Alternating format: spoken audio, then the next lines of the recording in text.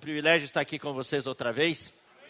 Hoje eu vim mais cedo almoçar com os irmãos, com os cooperadores aqui da região.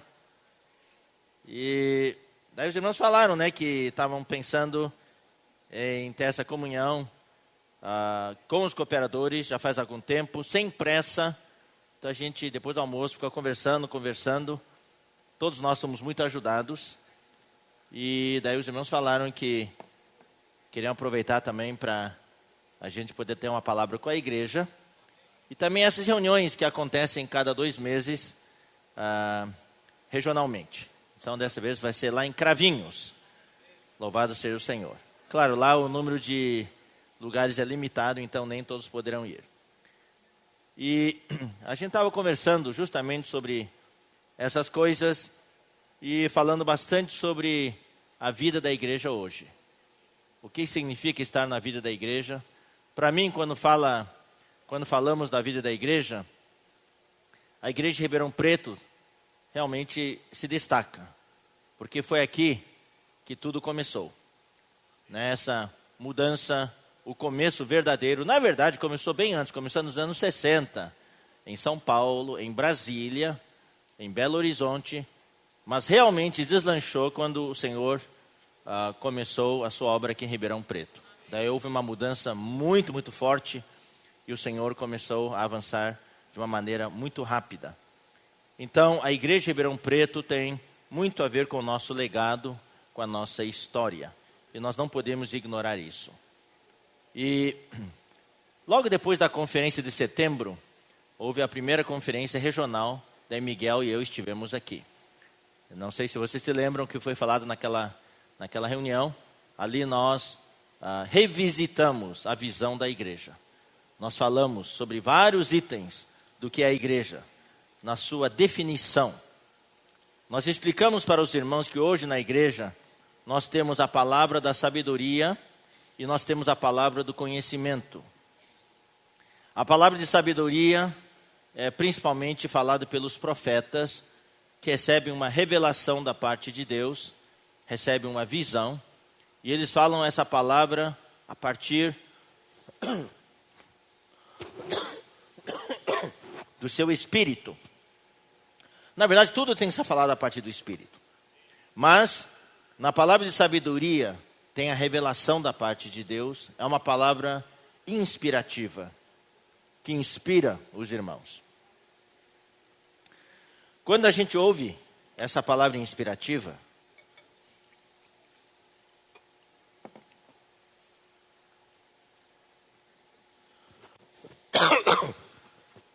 a nossa vida muda. A gente quer se consagrar para o Senhor, a gente se arrepende. Não é meramente ter essa palavra no conhecimento, na mente. A gente é tocado no Espírito. Mas também tem outra palavra, a palavra expositiva. A palavra que nos traz o conhecimento. E esse tipo de palavra também é muito, muito importante. E essa palavra é falada pelos mestres. Se vocês olharem para o versículo de Atos capítulo 13, o que fala ali?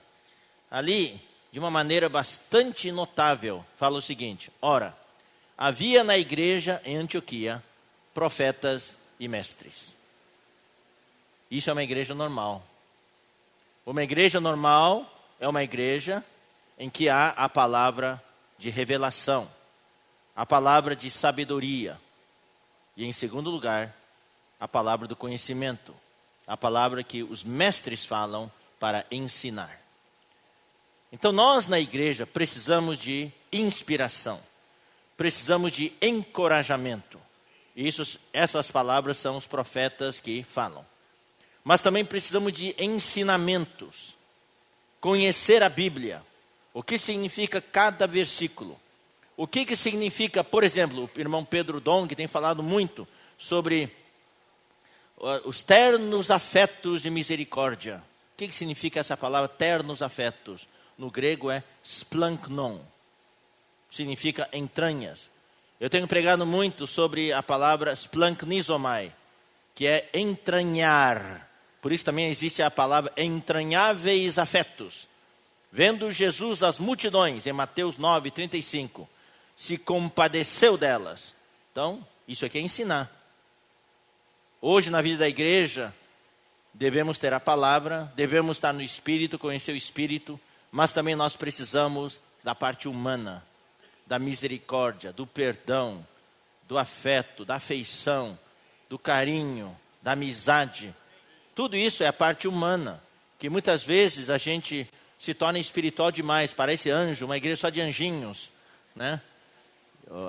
A gente sabe, a gente quer uma igreja só de anjinhos, depois descobre que tem um monte de diabinhos. É por isso que existem as brigas. Então, naquele dia aqui em Ribeirão Preto, no sábado à noite, eu dei uma palavra do conhecimento. Expliquei o que é a igreja. Então fiz uma rápida definição dos 9 itens do que é a igreja. A igreja é o corpo de Cristo. A igreja é a obra-prima de Deus. A igreja é o novo homem. A igreja é o reino de Deus. A igreja é a família de Deus. A igreja é a habitação de Deus no Espírito.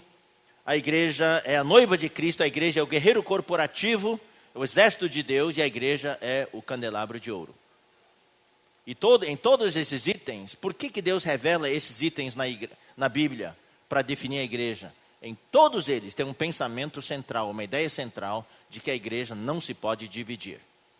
Então, naquela noite, o que nós tentamos ensinar para os irmãos é o que significa a palavra igreja. É eclesia, é a assembleia dos que foram chamados para fora. Deus chamou alguns para fora da sua situação, para fora da sua condição. Hoje à noite, por exemplo, a igreja está reunida aqui. Eu creio que nem todos tinham vontade de vir, mas Deus chamou você para fora da sua situação. Alguns estavam com dor de cabeça, não queriam vir. Alguns têm parentes em casa, talvez não queriam vir. Sabe, qualquer coisinha sempre nos perturba, a gente já pega desculpa, já não vai para a reunião. Mas Deus chamou você para fora. Talvez você estivesse triste por uma situação que aconteceu, e Deus chamou você para fora da sua tristeza. Isso aqui é a definição da palavra eclesia, igreja. Nós demos aquelas 9 definições, mas depois nós falamos algo muito importante, que é a revelação do aspecto universal e local da igreja. Eu tenho tido muito encargo ultimamente sobre isso. No seu aspecto universal, a igreja é ideal, é bonita, é linda, é celestial. Não está limitado ao tempo e ao espaço. Mas você não sabe onde é que está essa igreja. Essa igreja é a igreja como Deus a vê. A igreja está cheia de Cristo. E Cristo, vocês sabem, no dia do Senhor, quando a gente parte o pão, Cristo é representado pelo pão que está aqui sobre a mesa. É um pão asmo. Isso eu também falei naquele sábado aqui. É um pão sem fermento. Só Cristo é sem fermento. Ele foi tentado em todas as coisas. Na conferência de jovens, foi falado para os jovens. A Bíblia fala em Hebreus que ele foi tentado em todas as coisas. Você acredita nisso, que ele foi tentado em todas as coisas ou não? Agora, deixa eu perguntar para você. Não se choquem, por favor. Se ele foi tentado em todas as coisas, eu pergunto, ele foi também tentado na questão sexual ou não? Uau! Foi. Maria Madalena estava lá. Existem hoje teorias, né? De que Jesus... Isso aqui são coisas que o pessoal fala aí, mas não, irmão, não entre nessa que realmente, senão sua mente vai entrar em parafuso.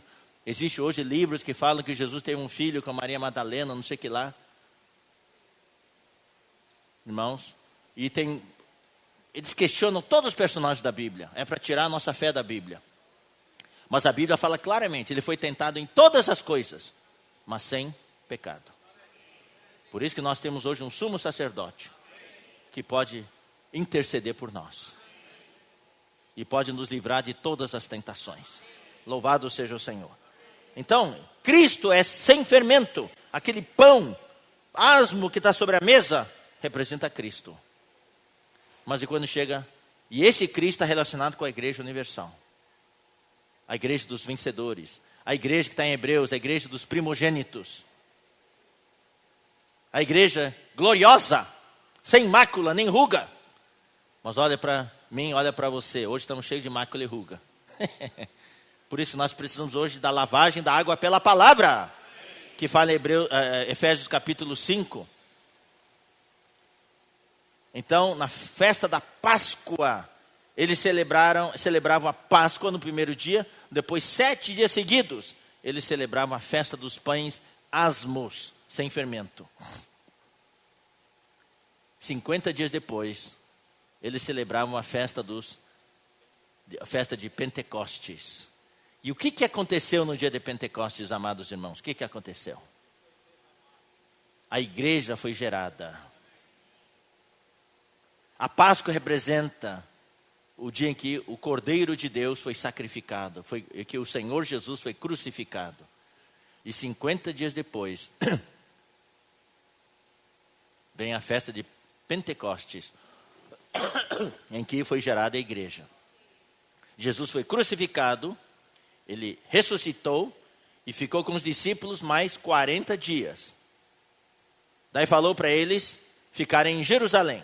E eles ficaram mais 10 dias. E no 50º dia, que são exatamente os 50 dias, sabe, Pentecostes. Vem da palavra penta, que significa 5 vezes. O time que é pentacampeão, é campeão 5 vezes. Pentecostes é 50 dias. Naquele dia a igreja foi gerada. Se você for lá para Levítico, e você ler a descrição do que eles tinham de comer no dia de Pentecostes, você cai para trás. No dia da Páscoa eles tinham que comer pães asmos, sem fermento, porque representa Cristo. E eu falei isso para os jovens, na conferência de jovens. E no dia de Pentecostes, Deus deu ordem. Vocês agora vão fazer 2 pães, não é um pão só. É 2 pães. Mas pasmem, 2 pães com fermento.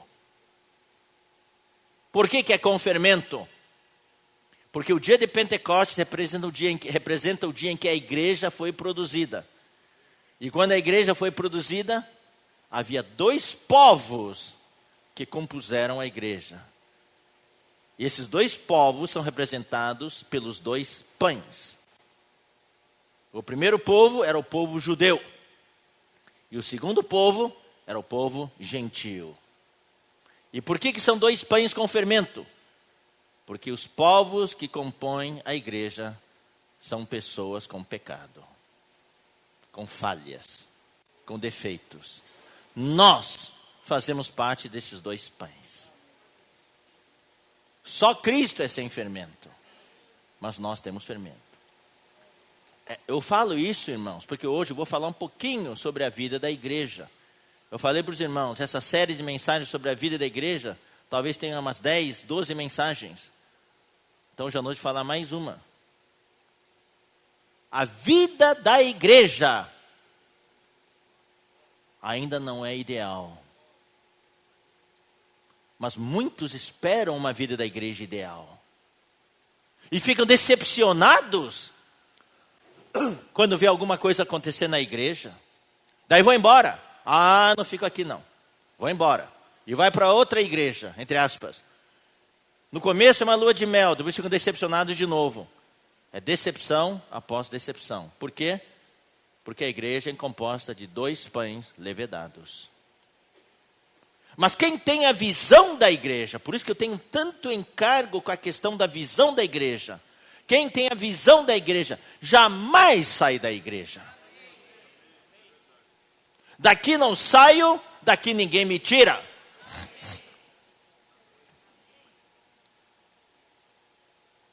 Eu quero dizer para vocês hoje à noite, amados irmãos de Ribeirão Preto, que nós não estamos, eu falei isso bem forte para os jovens lá na instância, nós não estamos em mais uma igreja.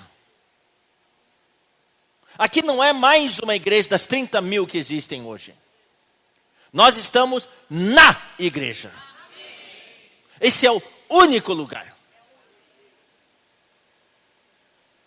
E a visão, eu passei naquele sábado que estive aqui. Falei sobre a diferença entre o fundamento da igreja e o terreno da igreja. O fundamento é Cristo. Paulo falou em 1 Coríntios capítulo 3, que ninguém pode lançar outro fundamento que não seja Jesus Cristo. Hoje, se você visita qualquer igreja evangélica, você vai ver que o fundamento de todos eles é Cristo. Onde está a diferença? A diferença não está no fundamento. A igreja está no terreno. O terreno da maioria das igrejas evangélicas hoje é uma certa doutrina. Uma igreja tem um nome por causa de uma doutrina, de uma verdade, ou o nome de uma pessoa. Igreja, taradarada, mas nessa palavra tem o nome da pessoa. Ou o terreno da igreja é o louvor. Nós temos irmãos e irmãs no nosso meio que saíram do nosso meio para ir para reunir em outros lugares, porque eles encontraram um lugar onde o louvor é melhor. Mas, irmãos, graças ao Senhor, nosso louvor está melhorando, né? Nosso louvor está melhorando. Está melhorando. Dessa vez, rapaz, não compre aquele DVD da gravação que houve. Fizemos uma gravação ao vivo. Não é show. O Miguel naquela noite ficou bravo. Aquela parte que ele falou saiu do DVD. Não, rapaz, Miguel ficou bravo. Isso aqui não é um show gospel. Ficou bravo. Porque tinha irmãos lá, tinha irmãos filmando, tirando foto. Miguel falou, aqui estamos aqui para adorar a Deus. Isso aqui é uma reunião de louvor e adoração. Não é um show gospel. Rapaz, depois disso todo mundo tremeu. Então as primeiras músicas, quando vocês ouvirem, estavam bem assim, parece que amarrado. Depois soltou de novo. Louvor, olha aqui, por que eu amo? Porque os irmãos quiseram gravar um DVD com os irmãos cantando na plateia. Não é só os vocalistas cantando. Os vocalistas estavam cantando, você ouvia toda a plateia cantando. Aquilo me leva lá para o céu. A melhor gravação de música é quando você ouve os irmãos cantando. Então, a nossa base, será que é o nosso terreno, será que é o louvor? Porque se for o louvor, no momento que eu encontrar um louvor melhor, eu vou para lá. Será que o nosso terreno é que eu não tenho, nenhum irmão me ofendeu? Aqui ninguém me ofendeu, então eu fico aqui. No momento que o Tim me ofende, eu vou embora. Não. Deus mostrou claramente que na Bíblia, por isso que Deus é sábio. E isso eu ensinei para os irmãos vários métodos para estudar a Bíblia. Existe o método comparativo e esse é o método exaustivo. Você procura todas as ocorrências na Bíblia, todas as citações. E quando há uma regularidade, sem exceção, é porque Deus quer transmitir uma mensagem para você. O único terreno que Deus reconhece na Bíblia para a igreja é a localidade. Por isso que na Bíblia, em todos os casos, sem exceção, quando a igreja é mencionada no singular, é o nome de uma cidade. Não existe igreja A, de uma doutrina, de um nome de uma pessoa, ou de um nome qualquer.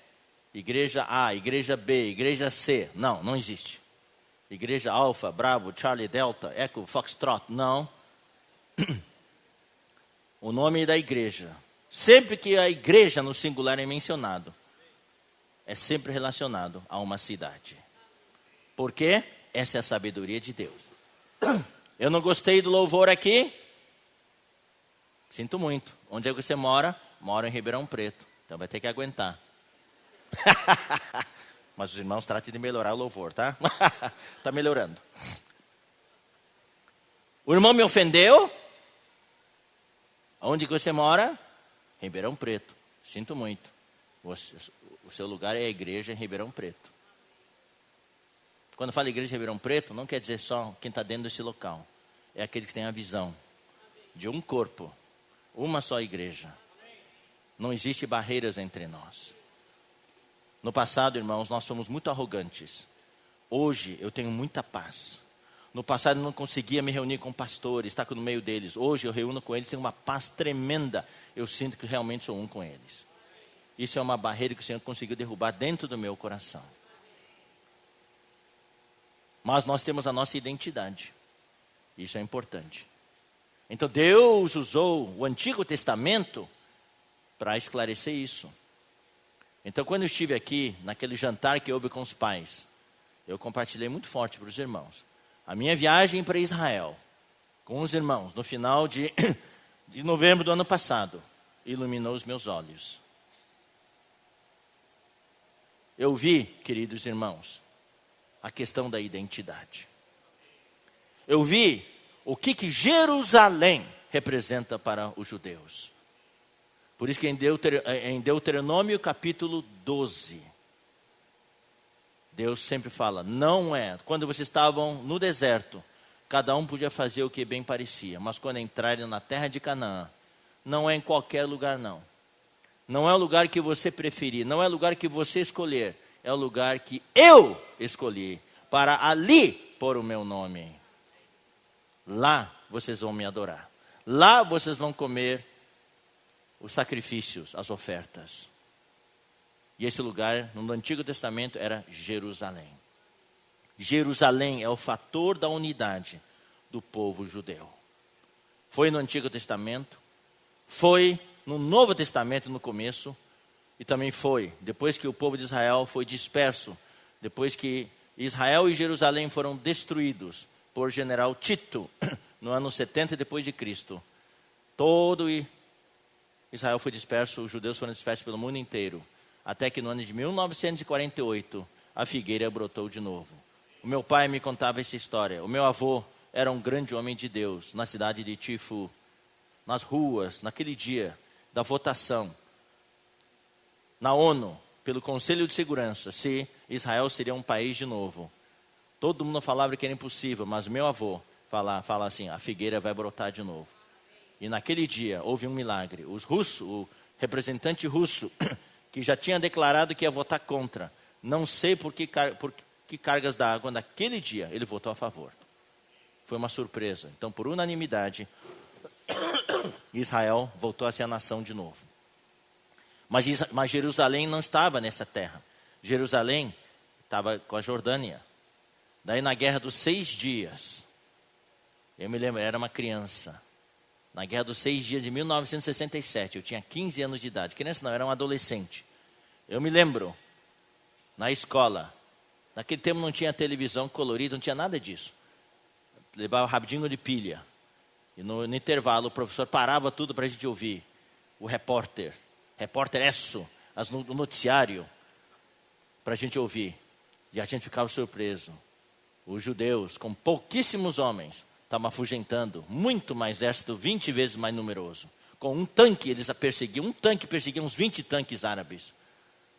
E em 6 dias, eles reconquistaram as colinas de Golã, reconquistaram o deserto de Sinai e reconquistaram Jerusalém. E toda a parte ocidental, a Cisjordânia. E Jerusalém nunca mais foi devolvido para os árabes. Por respeito aos árabes, também para poder manter a paz, eles entregaram parte daquela região de Jerusalém para a autoridade palestina para administrar. Mas é terreno de Israel, é terra de Israel. Por causa dos palestinos que moram lá. Até mesmo o lugar mais sagrado dos judeus, que é também o lugar mais sagrado dos árabes, que é a esplanada das mesquitas, onde era o antigo templo. Lá os árabes que dominam, que controlam e administram. Os judeus não entram lá. Por isso que os judeus só podem chegar até o Muro das Lamentações, que é o lugar mais próximo que eles podem chegar ao lugar do antigo templo. Eles choram lá, choram pela vinda do Messias, eles choram pela reconstrução do templo. Jerusalém é o fator de unidade do povo judeu. Isso é apenas uma figura. A igreja, a localidade, é o fator de unidade do povo de Deus. Quando falamos da localidade, o que é colocado de lado? A minha preferência, a sua preferência, a sua ordenança, o seu jeito de fazer as coisas, o meu jeito de pensar, o meu jeito de administrar. Tudo isso não vale mais nada. O que vale é que estamos na mesma cidade e nesta cidade Deus tem uma só igreja. E nós temos que ir para a cruz, tomar a cruz, aprender a lição da cruz, negar-me a mim mesmo e respeitar uns aos outros, aceitar-nos uns aos outros, porque todos somos membros do corpo de Cristo. Todos nós somos membros da família de Deus. Isso é que traz glória ao Senhor. Mesmo no nosso meio, houve problemas no passado. Eu contei a história para os irmãos. Nós só conhecemos a história da igreja como praticamos a partir dos anos 70 aqui. Antes disso havia os anos 60, que também houve a história. Mas também, na nossa história, havia os anos 40, anos 50, anos 60, no Oriente. Nos anos 70 aqui, os irmãos acharam, que vida da igreja maravilhosa. Mas antes disso, cada década havia uma divisão. Nos anos 50 houve divisão forte, nos anos 60 houve divisão forte. Por quê? Porque o homem tem fermento. Então nós ficamos muito decepcionados quando as coisas surgiram, quando houve essa separação de irmãos nos anos recentes. Não fiquem decepcionados, irmão. Não fiquem demasiadamente decepcionados. Deem graças ao Senhor que nós ainda estamos aqui. Porque se você olhar para essa decepção, olhar para as coisas negativas, irmãos, você vai afundar. Enquanto Jesus não voltar, essas coisas vão continuar acontecendo. Por isso que eu tenho o encargo de falar um pouquinho a mensagem desta noite. Mas nós podemos prevenir se nós tivermos a visão. Se nós conhecermos a palavra. Se nós tivermos uma visão governante que nos governe. Paulo, eu falei isso para vocês naquele dia também. Para Paulo tudo dava errado. Ele pegava um barco, o barco afundava. Ele ia sair para pregar o evangelho, era preso. Não ande com ele, porque se você andar com ele, ele sendo judeu, vai receber uma quarentena de açoites menos um. Mas você vai receber uma quarentena mesmo. Ele vai receber 39 chicotadas, mas você, por não ser judeu, você vai receber 40 chicotadas. Tudo dava errado para ele, mas ele nunca desanimou. Por quê? Porque ele tinha a visão celestial. E nós na igreja, irmãos, precisamos ter a visão celestial. E nosso encargo na conferência para os jovens é que os jovens também tenham a visão celestial. Não só os mais velhos. Muitos dos mais velhos foram embora. Não estão mais conosco. Alguns foram para o mundo. Outros são nossos opositores. Por quê? De certa maneira, perderam a visão. Permitiram que essas diferenças humanas se sobrepujassem à visão celestial. Usando termos do que nós falamos na conferência de jovens, o inimigo quer apagar o seu fogo. O tema lá da conferência de jovens foi: o fogo não se apagará. Eu não quero ficar correndo aqui, irmãos. Mais 40 anos. O Pedro tem falado bastante disso. Eu não tenho mais 40 anos, Pedro disse. E daí me puxou junto. E o Wesley também não tem.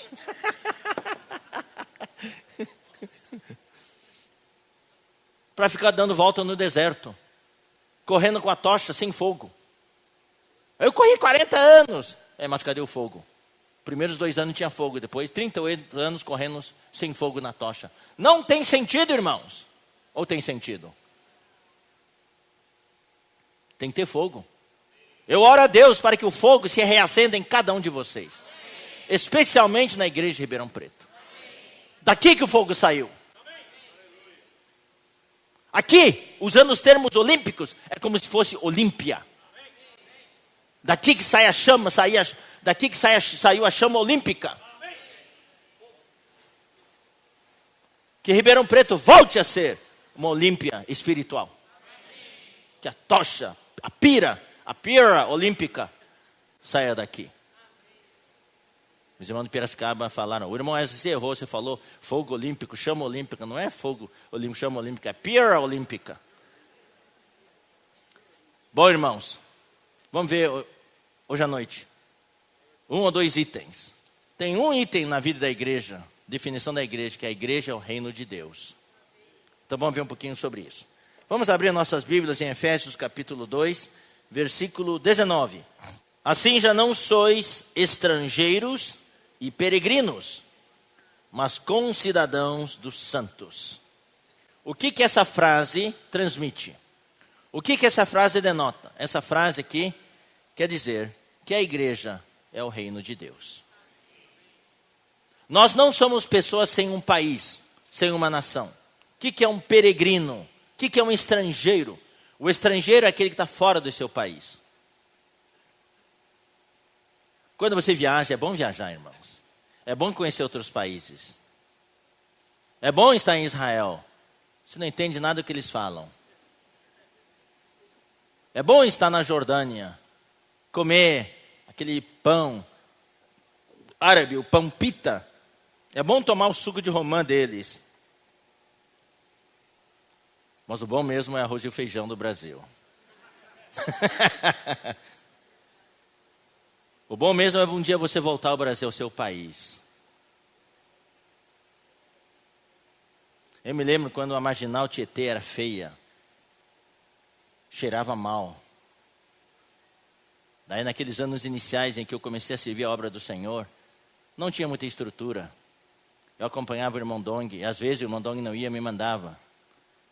Daí eu fui para o Peru, irmãos, nos anos que tinha a cólera lá. Aquela doença. E os irmãos serviam peixe cru para a gente ainda. Ceviche.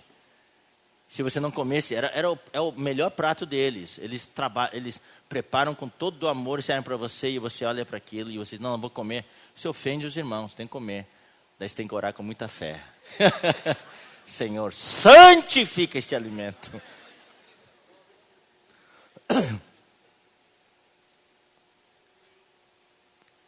E lá, irmão, desculpe falar isso aqui. Todas as minhas visitas no começo, é que meu estômago, minha flora intestinal não estava tão acostumado com aquilo. Tinha diarreia direto. E tinha apagões de noite. Dura coisa, irmãos, é você ter diarreia no apagão. Daí eu tinha a minha lanterninha. Essa lanterninha me salvou tantas vezes. Não é uma lanterninha como é, você escolhe e daí vira assim para cima e fica uma vela. Tem que ter uma base, fica lá. Isso me salvou muitas vezes. Daí quando eu voltava ao Brasil, e o André Dong uma vez fez reserva para mim, quando eu cheguei louco para voltar ao Brasil. Daí fui no aeroporto, o cara fala para mim, senhor Ma, a sua reserva está com erro. Você não está neste voo. Isso aconteceu 3 noites seguidas. Eu queria morrer, irmãos. O Senhor me fez passar por tudo isso para aprender. Daí depois da 3ª tentativa, me colocaram no voo, eu voltei. Quando eu cheguei no aeroporto, eu vi, irmãos, a Marginal Tietê com aquele rio fedorento. Eu queria descer para beijar.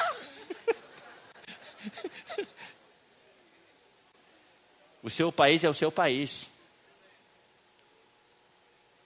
Não somos mais estrangeiros, nem peregrinos. O que é peregrino? Peregrino é uma pessoa que não tem país, fica rodando de país em país. São os ciganos. Os ciganos, sabe, não tem país. Eles não têm uma nação. Toda vez que nós vamos para a Europa, a gente visita Orádia. Orádia tem a maior concentração de ciganos do mundo. E lá os irmãos estão fazendo um trabalho maravilhoso de evangelização, de conscientização, de educação.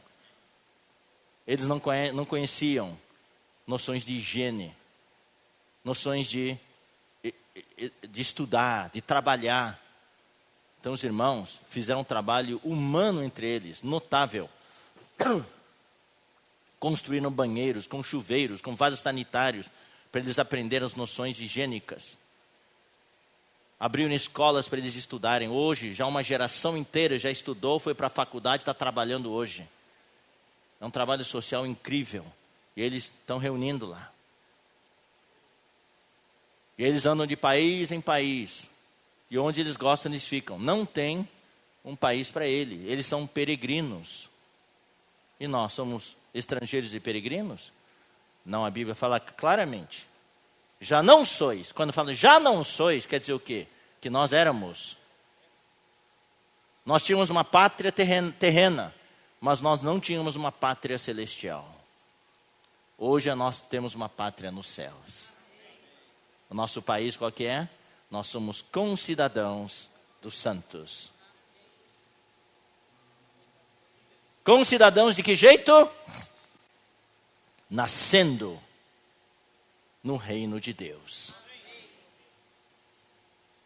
Eu, por exemplo, eu ainda não sou brasileiro. Eu sou norte-americano. Já fui britânico por direito de nascença, por ter nascido em Hong Kong, uma colônia britânica. Mas hoje eu sou norte-americano. A minha cara de gringo me denuncia, né? Isso porque eu morei nos Estados Unidos E me casei com a minha esposa lá. Depois de, quando eu casei com ela, daí eu tinha o direito de receber o green card para ser residente permanente. E 3 anos depois de receber o green card, eu teria direito de me tornar cidadão norte-americano. Eu acho que vocês já viram vários filmes, né? Green Card, esses filmes, né? Que pessoas se casam, existe esse negócio lá. Pessoas se casam para a pessoa poder receber o Green Card e depois eles se divorciam. Então, quem recebe o Green Card paga $20 mil, $30 mil. Então, e daí na entrevista eles fazem todos de pergunta. Separam o marido e a esposa e perguntam, você dorme do lado direito da cama ou do lado esquerdo da cama? Qual é a cor favorita da sua esposa? O que sua esposa gosta de comer? E pergunta para a esposa também. Nós também fomos entrevistados. Só que quando estávamos sendo entrevistados, nós já tínhamos nos casado vários anos e minha esposa estava grávida. Então, ele simplificou bastante a entrevista. Olhou para a barriga da minha esposa e falou, eu acho que você se ama, o casamento é sério.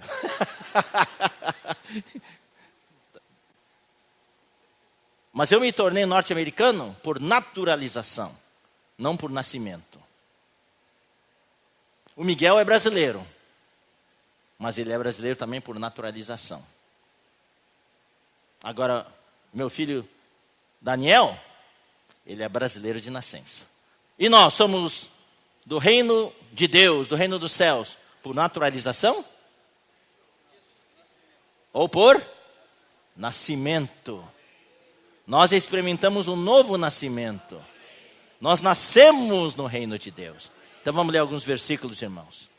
Vamos ler João, capítulo 3, versículo 5. Eu vou ler também os versículos anteriores. Eu vou ler o versículo a partir do versículo 1. Havia entre os fariseus um homem chamado Nicodemos, um dos principais dos judeus. Este de noite foi ter com Jesus e lhe disse, Rabi, sabemos que és mestre vindo da parte de Deus, porque ninguém pode fazer essas coisas, esses sinais que tu fazes, se Deus não estiver com ele.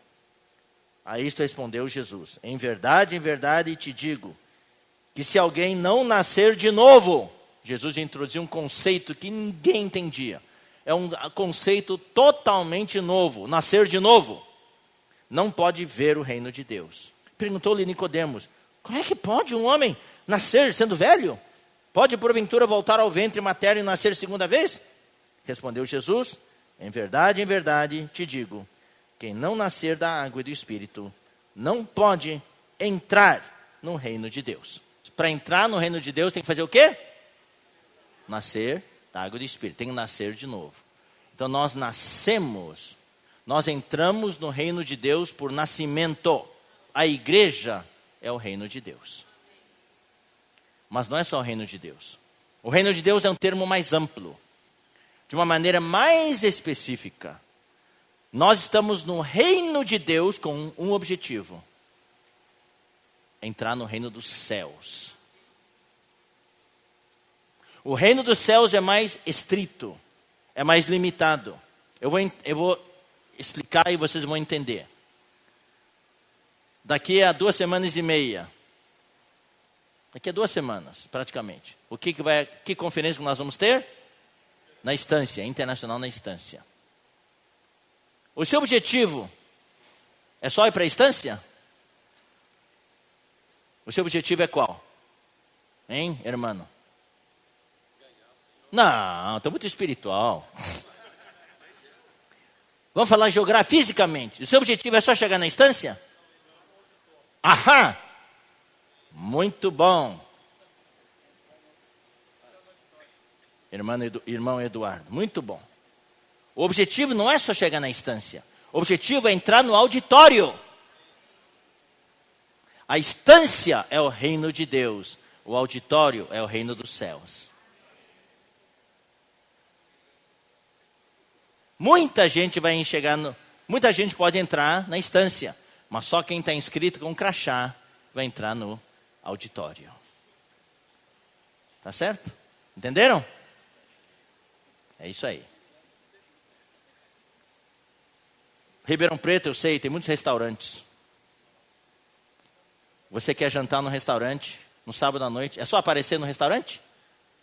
E você chega lá, já vai ter vaga para você? Não. você pode esperar 1 hora, 2 horas. Para poder entrar e pegar na mesa, o que tem que fazer? Reserva antes. Tem que pagar um preço. Então não é só entrar no reino de Deus. Na verdade, o que Deus quer nos mostrar é que nós precisamos entrar no reino dos céus. E é por isso que nós estamos na vida da igreja. A vida da igreja nos introduz no reino de Deus por nascimento. Mas Deus quer nos levar ao reino dos céus. O reino dos céus é o que vai descer dos céus para a terra durante o milênio. O nosso objetivo de estar na vida da igreja é participar do reino milenar e reinar com o Senhor. É por isso que nós estamos na igreja hoje. Hoje tem milhões e milhões de cristãos, estão todos no reino de Deus, mas só uma minoria vai ser arrebatada antes da grande tribulação e vai participar do reino dos céus. Então eu vou ler para vocês aqui. Os versículos que eu vou ler para vocês vão comprovar isso para vocês. Vamos ler. Então, olha só. Jesus garantiu. Quem entrar no reino de Deus tem que nascer de novo. Quem nasce de novo, pronto, já entrou no reino de Deus. Tá certo? Mateus capítulo 7, versículo 21. Nem todo que me diz, Senhor, Senhor, nós invocamos o nome do Senhor hoje. Mas nem todo que invoca o nome do Senhor entrará no reino dos céus. Estou chocado. É isso mesmo. Você acha que só, Senhor Jesus vai entrar no reino dos céus? Não, você entra no reino de Deus. Quem que vai entrar no reino dos céus? A Bíblia fala em seguida. Mas aquele que faz a vontade do meu Pai que está nos céus. Muitos naquele dia hão de dizer-me, Senhor, Senhor, porventura não temos nós profetizado em Teu nome, e em Teu nome não expelimos demônios, e em Teu nome não fizemos muitos milagres, ou seja, fiz muita obra exterior. Mas o que o Senhor fala para ele? Então lhes direi explicitamente, nunca vos conheci. Fiz obra para mim, a palavra conheci quer dizer não aprovei, mas eu nunca aprovei, nunca autorizei você a fazer essas obras. Você fez porque quis, eu não reconheço. É por isso que Jesus orou. Irmãos, agora isso aqui você liga com a oração do Pai Nosso. Venha o teu reino. Seja feita a tua vontade, assim na terra como no céu. O que Deus quer, quando Jesus ora, quando você ora, é porque isso está no seu coração, pesa no seu coração. Quando Jesus orou, era o que estava pesando no coração dele. Venha o teu reino. O que Deus quer é que o reino dele venha. E seja feita a tua vontade, assim na terra como no céu. Ou seja, o que falta hoje na terra são pessoas que façam a vontade de Deus. Até mesmo na igreja, muitas vezes, irmão, nós não fazemos a vontade de Deus. Fazemos a nossa vontade, servimos a nossa maneira, podemos até ofender a Deus. Por isso, irmão, viver a vida da igreja é viver no Espírito.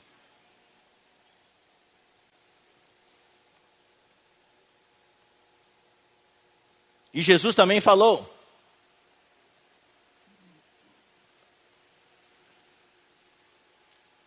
Em Mateus 16, falou para Pedro, quando ele revelou a igreja pela primeira vez. E também te digo, Pedro, quando Pedro falou que Jesus era o Cristo, o Filho do Deus vivo. Jesus falou para ele, também te digo, que tu és Pedro, uma pedrinha, e sobre esta pedra, uma rocha, que é Jesus Cristo, edificarei a minha igreja. E as portas do inferno, do Hades, não prevalecerão contra ela. Daí em seguida Jesus fala, dar-te-ei as chaves do reino dos céus. Ou seja, a igreja é o reino dos céus na terra hoje. Quando você vive na realidade da igreja, você vive a vida da igreja para valer, você tem a chave do reino dos céus. Isso é o significado da vida da igreja. Então vamos continuar aquele versículo de Mateus 7. Versículo 23. Nunca vos conheci, apartai-vos de mim os que praticais a iniquidade. Daí o Senhor explica um pouco mais. Todo aquele, pois, que ouve estas minhas palavras e as pratica, será comparado a um homem prudente que edificou a sua casa sobre a rocha. E caiu a chuva, transbordaram os rios, sopraram os ventos e deram com ímpeto contra aquela casa, que não caiu, porque fora edificada sobre a rocha. O que significa edificar sobre a rocha? É praticar a palavra. Não é só ouvir. Ouve todo aquele que ouve e pratica. E todo que ouve estas minhas palavras e não as pratica, será comparado a um homem insensato que edificou a sua casa sobre a areia. E caiu a chuva, transbordaram os rios, sopraram os ventos e deram com ímpeto contra aquela casa, e ela desabou, sendo grande a sua ruína. Então, o que é fazer a vontade de Deus para estar na realidade do reino dos céus? É ouvir a palavra de Deus e praticar. Então vamos avançar um pouco mais para mostrar para vocês que só estar na vida da igreja não é suficiente. Nós temos de ter um viver digno. A vida da igreja é santa. A igreja é singular, é única. Não estamos, eu quero repetir, não estamos em mais uma igreja. Estamos na igreja. Nós aqui, irmãos, não negociamos. Sim, precisamos nos modernizar, precisamos nos atualizar para alcançar mais pessoas, mas nós não queremos trazer o mundo para a igreja. Não queremos usar métodos mundanos. Irmão Ezra, bateria não é mundano, não? Guitarra não é mundano? Devia só ter piano. Você sabia, queridos irmãos? Eu quero abrir um parênteses, irmãos, conversar um pouquinho com vocês. Essas músicas novas, melodia nova, não é mundano? Quero cantar as músicas, música do Inário Preto.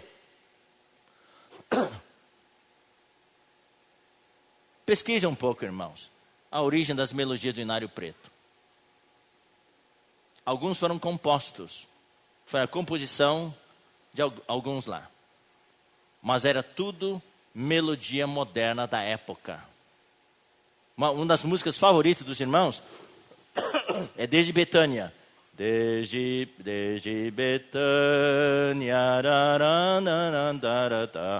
Esse é um irmão que compôs. Não, é Londonderry. É uma música folclórica. Pessoas dançavam com essa música.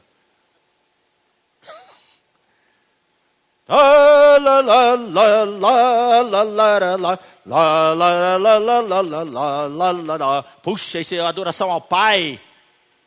Adoração ao Pai é a música nacional da Alemanha. Deutschland, Deutschland, überall. É que os nazistas cantavam. Está no nosso hinário. Desculpe, agora você não vai poder mais cantar esse hino, né?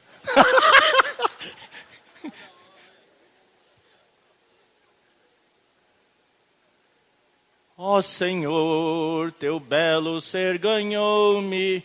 Eu pensei que isso aqui é mais recente. Foi composto nos anos 70, 80, 60, 70, eu acho. Nos Estados Unidos. Por um irmão, cooperador lá. Eu descobri que essa também é uma música folclórica, da moda. A pessoa cantava nos clubes, nos bares.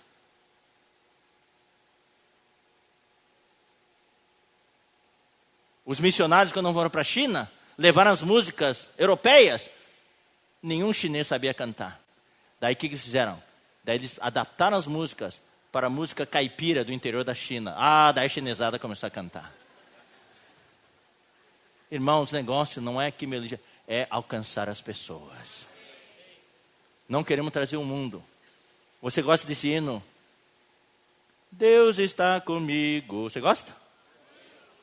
É uma melodia moderna, mas toca no seu coração. Os jovens hoje, se você cantar essa música, 12 estrofes.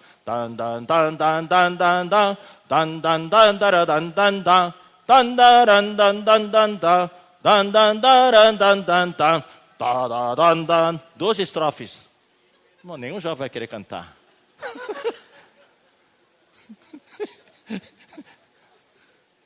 Tem música 262. Rapaz, quando cantaram eu não reconheci o hino. Os jovens choravam cantando. É um hinário que nós nunca, uma música que a gente nunca cantou nas últimas 2 décadas. Daí eu fui descobrir a origem, a melodia original. Puxa, eu me lembro, eu cantava quando era jovem, adolescente. 3 estrofes, tudo cantado do mesmo jeito. Uma melodia até gostosa. Mas quando eu dei uma nova roupagem, os jovens choravam, cantando. Ressuscitaram esse hino do Inário Preto. Atualizar, modernizar. Irmão, não podemos ficar com a mente tão fechada, não.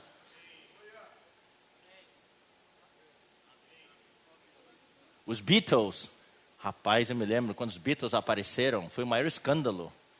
Eu tive que defender os Beatles diante dos meus pais.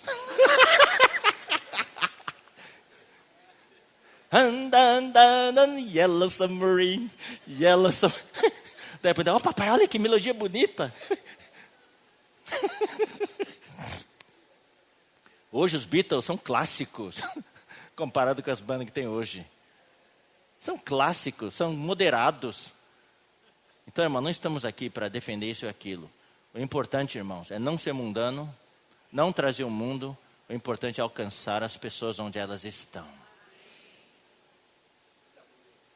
Eu falo isso, irmãos, porque na igreja, nós temos que viver a realidade do reino dos céus. Não queremos trazer métodos mundanos para a igreja. Queremos nos manter na nossa identidade, que é a palavra de Deus. Então vamos ler mais alguns versículos. Vamos ler agora Efésios 5:5. Vamos ler o 3 em diante.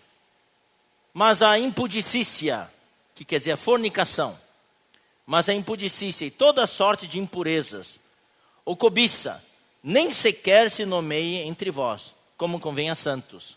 Está vendo? Paulo aqui está mostrando como deve ser a vida da igreja.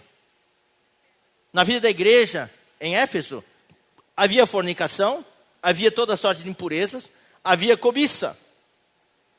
Nem conversação torpe. Literalmente quer dizer obscenidade. Palavras obscenas. De vez em quando, irmãos, eu ouço alguns irmãos falar e daí o irmão fica bravo, daí solta um palavrão. Eu tenho que esconder meu rosto. Sem querer, irmãos. Isso mostra que lá fora, no mundo dos negócios, esses irmãos soltam esses palavrões direto. Mas no nosso meio, daí de vez em quando escapa.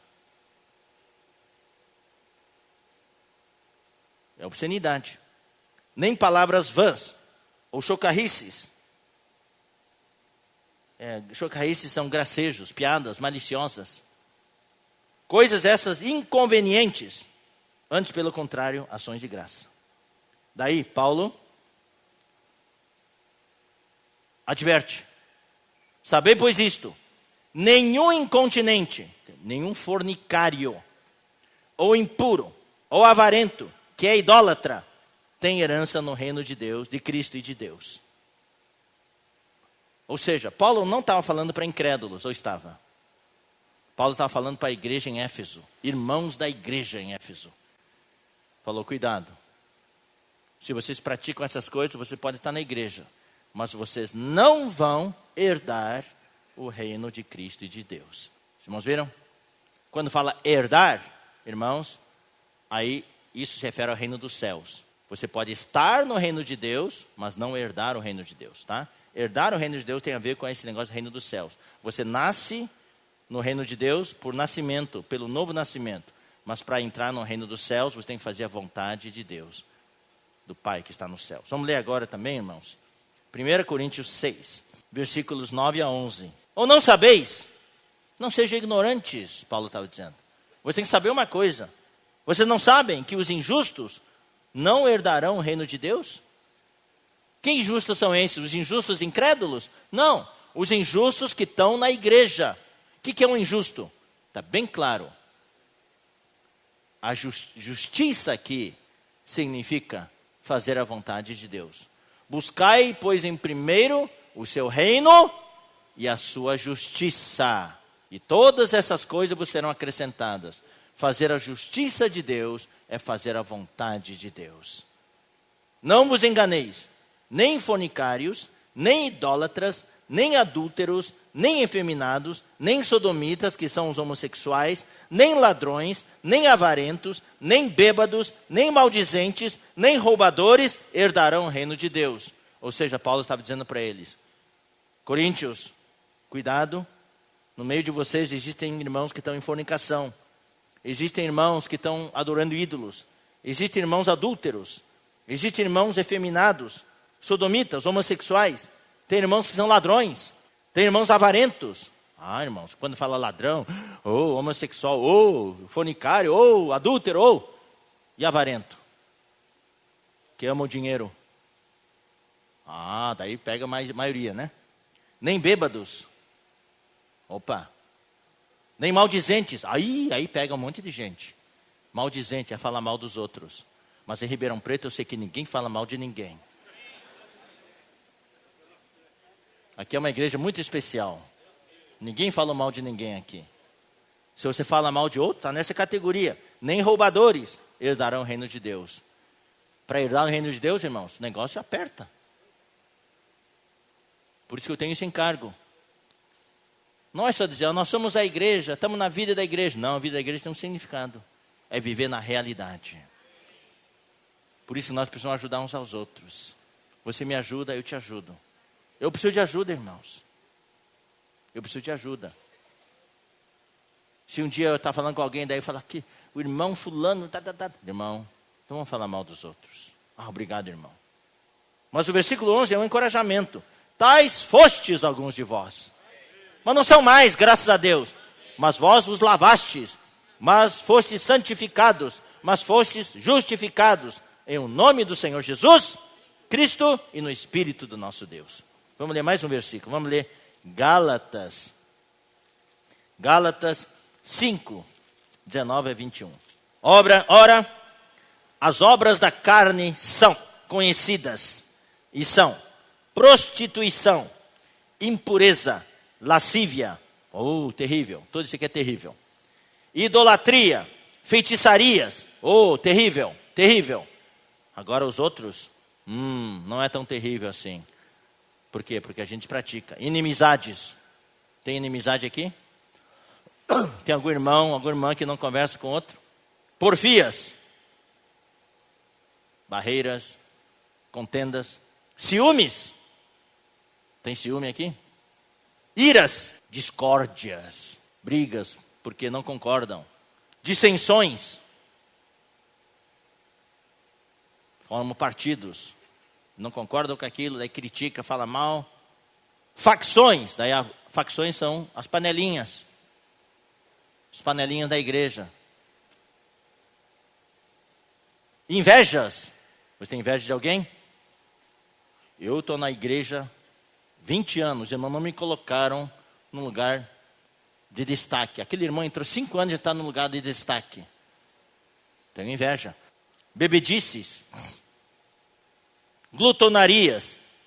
E coisas semelhantes a estas, a respeito das quais eu vos declaro, como já outrora vos preveni, que não herdarão o reino de Deus os que tais coisas praticam. Vocês estão na igreja, mas não vão herdar o reino de Deus. Vocês entraram no reino de Deus por nascimento, mas não vão entrar no reino dos céus. Tinha um jovem rico que veio perguntar para o Senhor: Senhor, mestre, que devo fazer para herdar a vida eterna? Herdar é uma palavra muito especial. Ter a vida eterna é uma coisa, é nascer de novo. Mas herdar a vida eterna tem a ver com a herança, é relacionado ao reino dos céus, tem a ver com galardão, reinar com o Senhor os 1000 anos. Irmão, nós não estamos na igreja sem meta, não estamos na igreja só por viver a vida da igreja. Nós estamos na vida da igreja com uma meta. Nós queremos chegar ao reino. Quando Jesus voltar, nós queremos reinar junto com Ele. Senão nós estamos correndo em vão. Senão a gente está dando soco no ar. Não vamos atingir a meta. Quando chegar a grande tribulação, nós vamos ficar. E depois, há uma boa possibilidade que a gente fique fora dos 1000 anos ainda. Nem todos hoje no cristianismo concordam com essa verdade do reino milenar. Existe a linha do amilenarismo. Eles não creem no milênio. Tá? Eu já falei aqui, nós temos sim a nossa teologia. Nós não somos tontos, não somos uns bobos, tolos. Na vida da igreja, nós temos uma linha ministerial muito clara. É o que nós herdamos do irmão Watchman Nee, do Witness Lee e do irmão Dong. Essa é a linha que o Senhor nos deu. E nós temos a nossa teologia. O livro que eu escrevi, A Genética Divina, tem muito da nossa teologia. Nem todos concordam de que em Gênesis 6, os anjos caídos vieram para a terra e tiveram relações com as mulheres. Tem alguns grupos evangélicos que não creem nisso. Eles não creem nos gigantes que houve na terra. Eles não creem. Tem alguns grupos cristãos hoje que não creem no intervalo. Que entre Gênesis 1:1 e Gênesis 1:2 houve um intervalo de milhões e milhões e milhões de anos. Essa teoria tudo vem, essas doutrinas, na verdade, vêm tudo dos irmãos unidos. E nós somos nessa linha. Nós não forçamos, não obrigamos ninguém a seguir, mas é a nossa teologia. Então tem alguns irmãos líderes no nosso meio que não concordam. Então a gente fala, irmãos, ninguém força ninguém. Se você não concorda com essa nossa teologia, então é difícil ser um líder no nosso meio, não é verdade? E também eu vou dizer uma coisa, irmãos, eu falo isso com muito temor e tremor. Quando eu falei sobre aquela palavra de Atos capítulo 2, e perseveravam diariamente no ensinamento e na comunhão dos apóstolos, no partir do pão e nas orações. E havia temor na igreja. Muitas vezes no nosso meio parece que não tem temor. Os irmãos se acham no direito de levantar e criticar os irmãos responsáveis, criticar os irmãos cooperadores, criticar a obra do Senhor do jeito que quer. Eu falo para os irmãos, onde isso é permitido? Só aqui mesmo. Porque se fosse na Assembleia de Deus, se fosse na Igreja Batista, essa pessoa já teria sido expulsa há muito tempo. Só no nosso meio isso é permitido. O irmão se levantar na reunião e criticar o irmão responsável, criticar o cooperador, criticar o irmão Dong, criticar a obra do Senhor. Nós temos que ter mais temor, irmãos. Nós estamos no reino dos céus. No reino dos céus. O Pedro falou em Brasília, nós não exigimos que todo mundo concorde com tudo. Nós temos a liberdade. Mas guarde para si. Tenha temor. Nós não estamos aqui na igreja para instituir a uniformidade. Todo mundo igualzinho, todo mundo pensando do mesmo jeito, todas as igrejas do mesmo jeitinho. Não, não, não. O bonito é ser um na diversidade. É saber que eu e Alcides pensamos igual em muitas coisas, mas tem algumas coisas que ele pensa diferente de mim. Mas eu respeito o Alcides e ele me respeita e nós podemos ser um e trabalhar juntos. Isso é que glorifica o Senhor. Porque senão, irmão, se todo mundo pensa do mesmo jeito, nós seríamos um monte de robôs. Todo mundo igual, número de série, 1, 2, 3, 4, 5. Não. Até minha orelha direita e minha orelha esquerda não são iguais. O meu olho esquerdo tem a dobra, o meu olho direito não tem a dobra. Você não entende o que é dobra. Os chineses, especialmente as mulheres, ou eles fazem, as mulheres que não têm a dobra do olho, da pálpebra, pagam dinheiro caro para fazer a cirurgia cosmética para ter uma dobra. Então o meu olho tem uma dobra natural, outro que não tem. Tenho puxado isso aqui já faz tempo e não dobra. As mulheres chinesas, quando a pessoa dá, Shuang Yan Pi, que coisa linda. Olho com dobra. Esses dois olhos são diferentes, mas eu amo ambos os olhos. O meu corpo é o símbolo da diversidade. Todos os membros são diferentes, mas trabalham todos juntos. Isso é a igreja, irmãos. Amém? Eu vou terminar aqui. A igreja é o reino de Deus. E você está nesse reino de Deus. Por nascimento. Agora nós devemos tratar de entrar no reino dos céus. Você já chegou na instância. Trate de entrar no auditório para participar da festa. Amém? Nós não somos mais peregrinos, nem estrangeiros. Nós temos uma pátria. Nós somos cidadãos, concidadãos dos santos. Louvado seja o Senhor.